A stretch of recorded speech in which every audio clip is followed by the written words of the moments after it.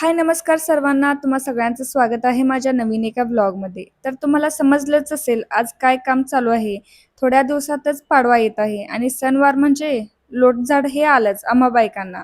मग याने आहे तोवर बेडच्या आतलं सगळं स्वच्छ करून घ्यावं म्हटलं, कारण ते जड असल्यामुळे माझ्या एकटीच्या हातनं काही ते शक्य नाही आणि याने तेवढंच माझं काम हलकं केलं. मग याने जेवून ते गेले ड्युटीला आणि दियाची झोपण्याची वेळ सुद्धा झाली होती. मग ती झोपेपर्यंत वरचा धुराळा झाडून घेतली आणि बेडच्या वरचा आणि खालचा पसारा काढून घेतली आणि दियाला झोपूनच आता पुढचं काम करावं म्हणलं. नाही तर ती काय मला करू देत नाही, सारखं कामात लुडबुड करत असते आणि आमच्या दियाला ना असं मांडीवर थोपटून झोपावं लागतं.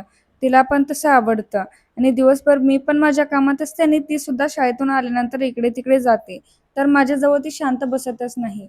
तेवढंच झोपताना माझ्याजवळ ती शांत बसते आणि प्रत्येक आईला माहीतच असतं ते किती भारी फिलिंग असतं ते. आणि 5 ते 10 मिनिटात तिला गाढ झोप लागून सोडते आणि त्यानंतर बेडच्या ड्रॉमधले सगळे सामान ते काढून पुसून ठेवले. यातच माझा सगळा पसारा बसतोय. म्हणून मला तेवढं काही वाटत नाही आणि सगळीकडे पसारा पण तेवढा दिसत नाही, सगळं आत असल्यामुळे.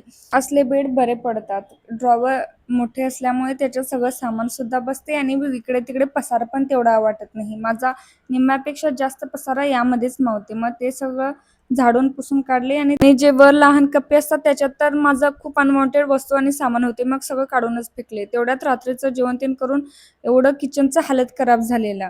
मग गॅस पुसून आणि ओटा तेन धुवून घेतला आणि लागले भांडी घासायला. मग लोटझाड करायचं तर मला तर नकोच वाटतं. कोणतर सोबतीला असेल तर तेवढंच बोलत चालत सगळं काम हे होऊन जातं आणि आम्हाला सतत म्हटलं जातं घरात असतं तरी काय काम, दोघंच तर आहेत, 4 चपाती तर करायची आहे, 1 भाजी तर करायची आहे आणि तेवढं पण काम तुम्हाला जास्त वाटतंय का, म्हणून आम्हाला सारखं असं टोमणं दिलं जातं. त्यानंतर सगळे इकडे तिकडे झालेली वस्तू जागेवर ठेवली. आमची दिया तर एक वस्तू जागेवर ठेवू देत नाही. सगळं इकडं फेक तिकडं फेक हेच करत ते नुसतं दिवसभर. आणि यायला अजून थोडा वेळ होता तर तोपर्यंत कपाट पण आवरून ठेवावं म्हणलं आणि तेवढ्यात आमची मॅडम आली. आरोसाठी फोटोशूट करायला गेली होते, ते फ्रॉक घेऊन आली होती. नुसतं बाहेरच असते खेळत. आणि ही आहे माझ्या लग्नातील शालू. कसा आहे कमेंट करून नक्की सांगा. आणि यासोबत खूप काही आठवणी जोडलेल्या आहेत या साडीसोबत. आणि कपाट आवरेपर्यंत म्हणजे दियाचे पप्पा आले आणि त्यांना भूक सुद्धा लागलेली. दुपारची ड्युटी असली की त्यांना सारखं काहीतरी रात्रीचं करून द्यावंच लागतं. तर भात शिल्लक होतं आणि त्यातमध्ये थोडं पोहे करून त्यांना करून दिलं आणि त्याच आवाजानं आमचं वादळ देखील उठलं.